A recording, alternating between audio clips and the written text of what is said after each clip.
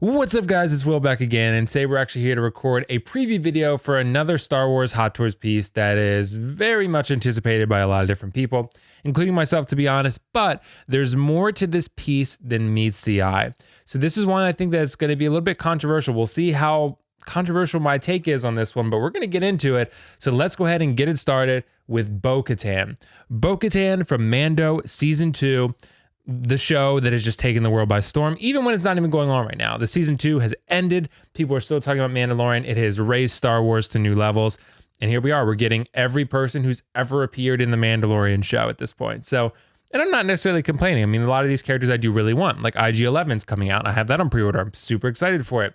Bo-Katan is going to be an interesting one. The Boba Fett, people are going crazy for that one. That's like the #1 bestseller on Sideshow right now. So Star Wars is hot right now, and that's in large part due to Mando. So we owe Mandalorian great thanks for reviving the Star Wars fan base and collectors all over the world. But with that said, we're here to talk about Bo-Katan today. So Bo-Katan just got dropped the other day by Hot Toys. Very hot release. A lot of people are really excited for this one, but a little bit controversial, the head sculpt. We're going to get into it. We're going to get into all aspects of the figure, but let's start by looking at this. Bo-Katan. Let me just start right off the bat. $285. She's overpriced. I'm going to say it. I'm sorry. I'm just going to throw that out there at this point. I'm not typically that guy where I say Hot Toys is getting crazy. Their prices are getting ridiculous. But Hot Toys is getting a little bit crazy and their prices are getting a little bit ridiculous. I'm going to throw that out there a little bit because this is pretty high for a figure that doesn't come with all that much. So this normally, I mean, I haven't been collecting that long, a couple years, but typically I would expect to see this around the $250 range.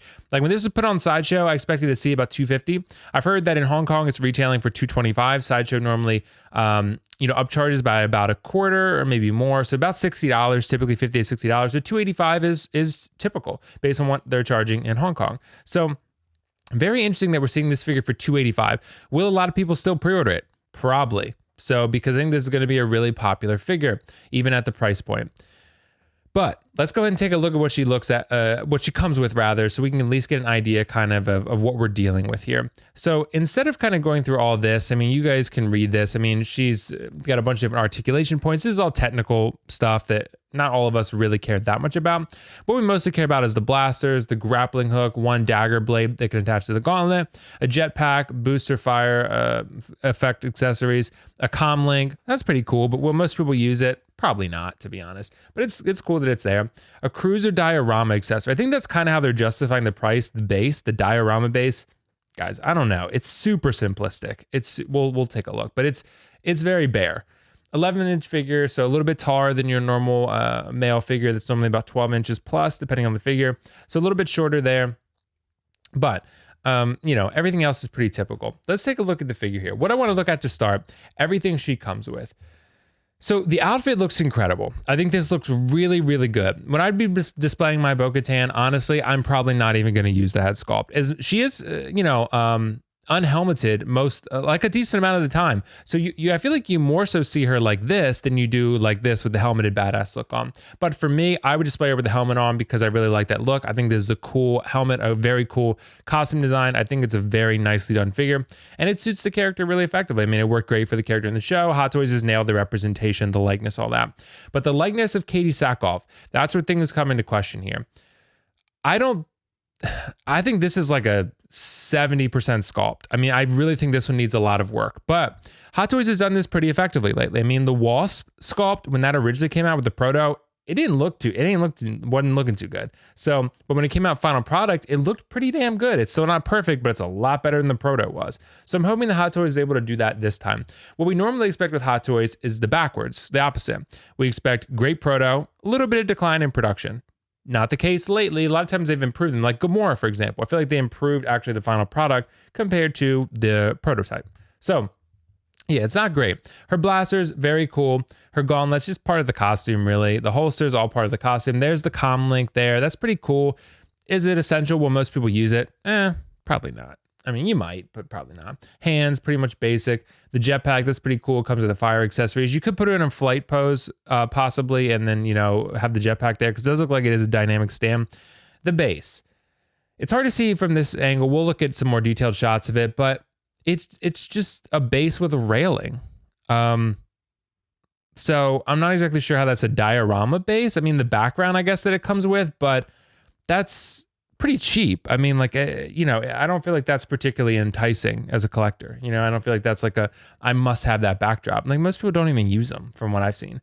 So, but the figure itself looks fantastic. I mean, this looks really, really good. The outfit, the tailoring, the stitching, the armor with the weathering, very cool. Like I would display her like this. If I got her, this is exactly how I would display her. Something a pose like that. Maybe a flight pose with her like in this kind of pose. I'd like that. So, because Bo-Katan had some really badass moments, especially I forget which episode it was. One of the earlier episodes where Mando obviously meets Bo-Katan for the first time. That was really cool. And that's pretty cool. The grappling hook, that's awesome. These look like really cool and dynamic poses that you could put her in and really, you know, give the character a bit of shine on your shelf. And I think she will stand out because the armor is pretty cool looking. And I think it really goes well with the Mando that we got from Beskar Season 1. So even if you don't make a Season 2 Mando, which they're going to make it, but even if they don't, you still have Beskar Mando you could put her with, and no one would be the wiser. It'd be fine. Yeah, so there's the sculpt. Yeah, I mean, it's okay. Like, honestly, she looks a little masculine, to be honest. Like, I think a little bit, because Katie Sackhoff does have a little bit of a stronger jawline, but, you know, she doesn't quite look like this. This looks off. This is off. Like, so maybe they rushed the proto out. I'm not sure what exactly it was, but something's not quite exactly right with this. So it's about a 70% sculpt for me. I think this is like pretty good, but it definitely could use some work. And I'm hoping by the final production time that they give us something that looks a lot more like Katie Sackhoff. Because a lot of people are going to want to display their Bo-Katan figure without the helmet on, because she does not have her helmet on a lot of the time. So I think a lot of people are going to want this. It's really important. And if you're paying $285, you want the sculpt to be good. Because this is, like I said, a pretty base figure. I mean, what was it? Killmonger came out. He came with a helmeted sculpt and some weapons and a head. He was like, what, $235? I mean, he didn't have a diorama base, but I mean, like, that's, you know what I mean? Like, I feel like, yeah, Killmonger is an example of how hot toys prices have risen, even in recent time, like even over the last year or so. Not sure why that is. Maybe import fees, maybe, I don't know what it is, but the prices have risen for sure. So she looks really great. Like I said, you can put her in a lot of cool poses. Not really going to mess with the fabric. You can put her, like I said, the helmet look looks really cool. I really like that look a lot. Even in a museum pose like this, I think that's maybe that's how I would have her on my shelf. Maybe in a flight pose, like I said. Let me see if I can find a picture of that diorama base. Yeah, there it is. Guys, that's not really a diorama base. That's a base with a railing. I mean, like, it's like a diorama base, even like the Vader base, right, from Empire, the 40th anniversary Empire Vader, or the original Empire Vader, that's kind of like a diorama base. You have not just a railing, but multiple parts to it. It has multiple parts that make it feel like a scene from the film, right? This kind of just feels like, I mean, I know they're going for the boat scene, but it's like, I don't know. I mean, it just it's a railing that attaches to the base, and that's it. That's not a diorama base to me, but I don't know. Everyone has a different definition, I guess. But yeah, like I said, the figure looks great. I mean, the price to me, would I buy this? I would, but not at this price. I mean, I'm waiting to see, honestly, if maybe I can get a coupon or something. Because honestly, this should be a $250 figure, $250 figure. I think this is overpriced at $285, just flat out. I think it is. I think it looks good. The sculpt isn't perfect, but it's overpriced. I'm not sure if they're banking on Mando hype or, like I said, custom or import fees have gone up. I don't know what it is exactly. Something is changing. Hot Toys is getting more popular. Maybe they have more, leverage to do what they want, and Sideshow 2 to charge more. So I don't know what it is exactly, but things are always going to rise in price, inflation. I get that, but this is a pretty steep increase. I mean, and if we even take a look, it didn't start with Bo-Katan. I'm pulling up Boba Fett here because this is the standard Boba Fett, right? At least he kind of comes with a cooler base here to me. That is a little bit more diorama-ish than Katie Sackhoff's base and Bo-Katan. So, and I honestly feel like Boba Fett comes with a pretty similar amount, so that's maybe why they're priced pretty closely. And this didn't even come with a head sculpt. So I get that Bo-Katan comes with a head sculpt, so you're getting a little bit better value for this, but I think the reason they price this way is because the deluxe is what they want you to buy. So they're trying to price it where, man, but I'm getting a better value if I buy the deluxe, right? It's kind of like, when you go into a gas station and they're like, okay, you could have one Gatorade for $1.75, or you could have two Gatorades for $3, right? You're like, but I didn't want two Gatorades. I only wanted one Gatorade. But that's how they got you, because you're thinking you're getting a good deal, but you were never going to buy two in the first place. Now you're like, maybe I want two Gatorades, but you really only wanted one Gatorade. That's exactly how it works with this Boba Fett figure, right? So this is a really cool figure. I like that it's coming out in about a year. That's a pretty quick and optimistic turnaround. you know, some of these figures have like a 2-year release date. I mean, like the Mark 85 battle damage, rescue, that kind of stuff was like 2.5 years, right? So I would maybe expect a delay for this one. That's a pretty quick turnaround in a year, but we'll see. I mean, it is like not too complicated of a figure. I mean, compared to some of the other stuff they've done. So yeah, I mean, like, and one other thing I pulled up here was Moff Gideon, right? Moff Gideon, $250. Let's take a look at what he comes with. He doesn't come with a helmeted head sculpt, but he does come with a head sculpt, right? A simple base. That's basically the same base Bo-Katan has, except not the railing. I mean, like, it's the same base, essentially. Pretty close anyway. He comes with a blaster, he comes with the Darksaber and his armor.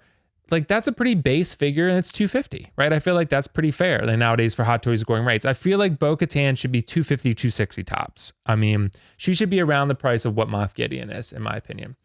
So let me know what you guys think in the comments below. For me, this is a wait. I'm going to wait and see how this turns out. I'm not going to pre-order this because I do really want it, because I do like Bo-Katan a lot and I would love to have her in my collection. But the price is a little bit deflating. So I'm going to wait on this one and see kind of what pops up. Maybe grab a free shipping somewhere, or see if I get a coupon from Sideshow or something like that where I can kind of drop this price down and make it a little more manageable. So, you know, let me know what you guys think in the comments below. I do think this is going to be a very popular figure. I've already seen a lot of people pre-ordering it, but I've also seen a lot of controversy surrounding the head sculpt. So remains to be seen how many people pick this up, but I think Hot Toys is going to better that head sculpt. I think they're going to improve it. You know, if they have to take more time to do it, I'm totally okay with that. So take as, you know, not as much time as you need, because I don't want like 3 years, but take, you know, a reasonable amount of time to perfect this head sculpt. That's what I would say. So yeah, it's a hold off for me for now. But, you know, if you love Mandalorian and you're not worried about a $25 to $30 price hike here, then yeah, I'd say go for it. I mean, I think it's a really good looking figure. The sculpt needs to be improved, just my opinion. I don't think it's perfect and it can be improved. But the figure itself, like this, fantastic. Looks incredible. So that's all from me from now. And I'll be happy to engage with you guys in the comments about this figure. This is WillFoxification signing off, and I will see you in the next video.